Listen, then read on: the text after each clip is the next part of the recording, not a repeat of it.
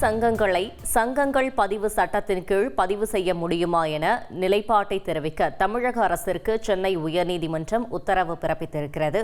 இது பற்றின மேலும் விவரங்களை செய்தியாளர் சுரேஷ் வழங்கிட கேட்கலாம். சுரேஷ், வணக்கம். இந்த வழக்கு தொடர்பான முழு விவரங்கள். வணக்கம். அதாவது தென்னிந்திய செங்குந்த மகாஜன சங்கத்துக்கு சிறப்பு அதிகாரியை நியமித்ததை எதிர்த்து அந்த சங்கத்தின் சார்பில் சென்னை உயர்நீதிமன்றத்தில் வழக்கு தொடரப்பட்டது. இந்த வழக்கை விசாரித்த நீதிபதி பரத சக்கரவர்த்தி இந்த வழக்கில் இந்த சங்கம் தங்களுடைய சாதியை மேம்படுத்த வேண்டும் என்ற நோக்கத்துடன் உருவாக்கப்பட்டது என்று கூறப்பட்டிருக்கிறது. அதாவது சாதிதான் முக்கியம், அந்த சாதியை சேர்ந்தவர்கள் தான் இந்த சங்கத்தில் உறுப்பினராக முடியும் என்று கூறினால் இது போன்ற சாதி சங்கங்களை தமிழ்நாடு சங்கங்கள் பதிவு சட்டத்தின் கீழ் பதிவு செய்ய முடியுமா என்ற ஒரு கேள்வி எழுகிறது என்று நீதிபதி சுட்டிக்காட்டியிருக்கிறார். நாட்டில் எல்லாருக்கும் சங்கத்தை துவங்குவதற்கு உரிமை இருக்குது. ஆனா ஒரு குறிப்பிட்ட சாதிக்காக சங்கத்தை தொடங்கலாம். அந்த சாதியை நிலைநிறுத்தக்கூடிய நோக்கத்துல இந்த சாதி பெயர்ல துவங்கப்படக்கூடிய சங்கத்தை சங்கங்கள் பதிவு சட்டத்தின் கீழ பதிவு செய்ய முடியுமா என்ற ஒரு கேள்வி எழுகிறது.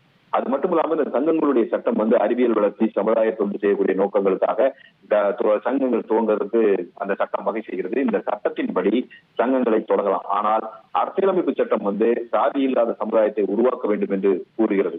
அதனால இந்த சங்கங்கள் பதிவு சட்டத்தின் கீழ இந்த சாதியின் சங்கங்கள் பதிவு செய்ய முடியுமா என்ற ஒரு கேள்விக்கு தமிழக அரசு பதிலளிக்க வேண்டும் என்று நீதிமன்றம் உத்தரவிட்டிருக்கிறது. அது மட்டுமல்லாமல் இதுபோன்ற சாதி சங்கங்கள் நடத்தக்கூடிய கல்வி நிறுவனங்கள்ல கல்வி நிறுவனங்களுடைய நுழைவாயிலேயே அந்த சாதியின் பெயரிலேயே அந்த பள்ளியினுடைய பெயர் அமைக்கிறது, எழுதி வைக்கப்படுகிறது.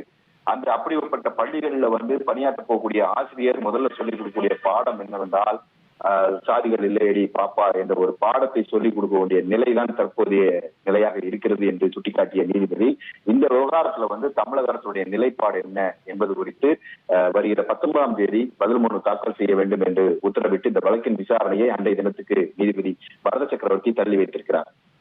தகவல்களுக்கு நன்றி சுரேஷ். தந்தி டிவியை உங்கள் கேபிள் டிவி ஆபரேட்டரிடம் இலவசமாக கேட்டு பெறுங்கள்.